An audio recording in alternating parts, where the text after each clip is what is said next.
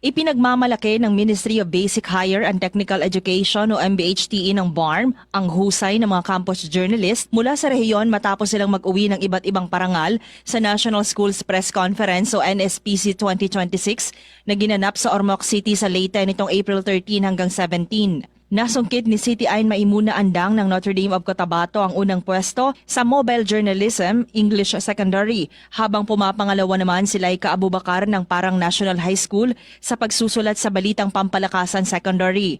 Nakuha rin ni Yobi Von Estomata ng Cerro Central Elementary School ang ikatlong pwesto sa Copy Editing and Headline Writing Elementary. Nagkamit din ng ikatlong pwesto ang Best TV Technical Application Secondary Group Category ang ARMM Regional Science High School. Samantala, 5th place si Aika May de los Reyes ng Lamitan City sa pagsusulat ng artikulong Agham at Teknolohiya Elementary.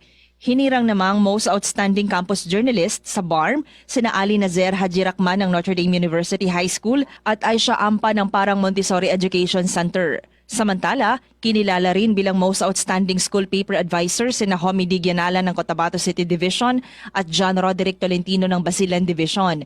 Ang NSPC ay isang taunang national competition ng DepEd. Layunin nitong linangin ang kakayahan ng mga mag-aaral sa larangan ng pamamahayag kabilang ang pagsusulat, pag-edit, broadcasting at digital journalism upang mahasa ang talento ng kabataan sa responsableng pagbabalita, mapalalim ang kanilang pag-unawa sa mga isyong panlipunan at mahubog sila bilang mga mamamahayag na may integridad at malasakit sa bayan.